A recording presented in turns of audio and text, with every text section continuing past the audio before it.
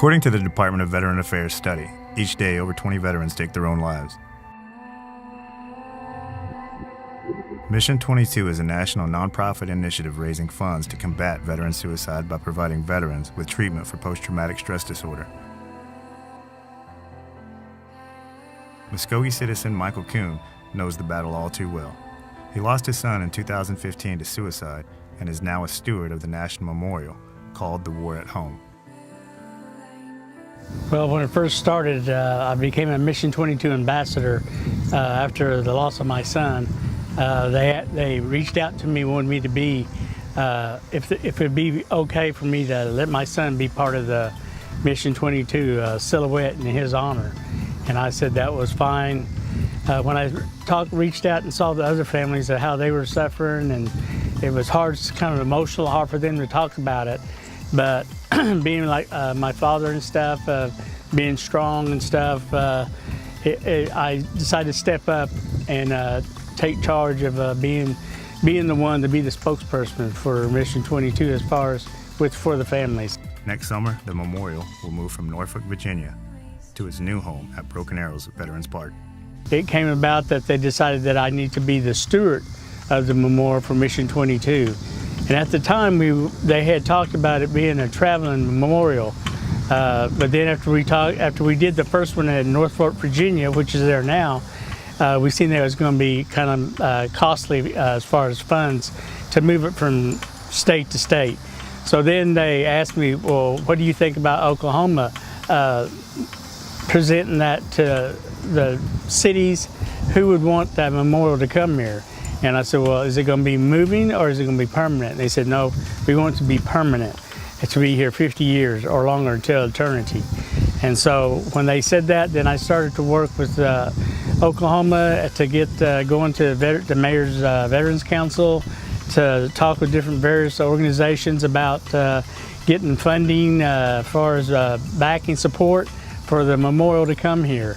I reached out, when I did reach out to the council, I came up, one of the council members from Broken Arrow, Deborah Wimpy, came up and said, we want that memorial. I met Michael at the Military History Museum here in Broken Arrow because he's donating his son's silhouette to the History Center. And I just thought, that's the first time I had heard about Mission 22 and what they stood for and how amazing the memorial that they had was. And then fast forward to being several months later, I was at a Veterans Council meeting in Tulsa, and at that council meeting, veteran groups go around and talk about needs that they have. And I was there that day to do a thank you on an event that I had some help with. And when they got around to them introducing themselves, he stood up and he said, you know, I've been working with Tulsa and got all the way to the city council section, and it wasn't approved, and they don't have a place for this monument. We really like to find a home here in Oklahoma. And I think I might have jumped out of my seat and was like, you know, Broken Arrow will take you. And which I've said, sometimes I say, we'll do it without, you know, knowing what it takes to do it. But I just thought, we've got to have this. Like, why Tulsa wasn't able to make this work, I don't know, but I think it was because we were supposed to have it. Broken Arrow was the fit. And what brought it to me was because Broken Arrow is our Mvskoke Creek Nation boundaries. And so it's like having this national monument brought here to our backyard. We set up a meeting with our Parks Department, and you know, Scott Esmond went over kind of the logistics of, you know, what does this mean for the city, like cost-wise or whatever, and come to find out the majority of it is all taken care of, if not all of it, by Mission 22, which is also amazing, that it's not even a burden financially on the city to have such an amazing national monument. So it was almost like a no-brainer. So when it came before the council, I mean, I already knew that we were approving it. I wanted to be able to tell them that, but you know, it's part of that process. But leaving there that night, knowing that we are going to be able to bring this amazing monument to Broken Arrow, and I think about how our paths crossed, you know, with Mr. Kuhn and Teresa. I mean, it's all divine. So I just think it's meant to be that we have this amazing monument. I mean, it's a national monument that the city of Broken Arrow is going to have now, and we're very proud to have it.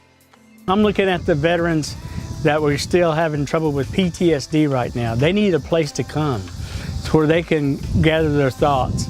You know, every veteran has a different mission in life and stuff.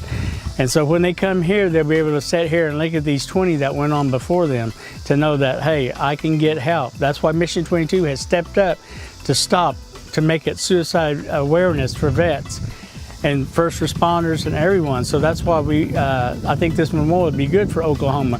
Plus, it's central located in the United States, from all over the United States. This is a central place for it to be. So this is a place, to me, that I think that with the prayers and everything that I've received when I became the steward of the memorial, that this is the place that it was supposed to be.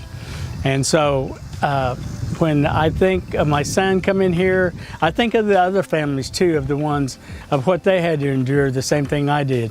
And it's just like they had the same government car come up to their house to tell them that their son had taken their life, or daughter had taken their life. So to me, this is a place for all veterans to come. I mean, it doesn't have a certain group that it takes. It takes homeless, it takes people that's, you know, marital, financial, and plus being from overseas, we don't even know what they have endured over there overseas. But then when they come back, you know, they don't have no wounds on the outside, but they're all inside and mentally. And people before would always say, hush, hush, about why we want to, what's wrong with him? Well, we need to help them. We need to reach out and help these vets is what we need to do.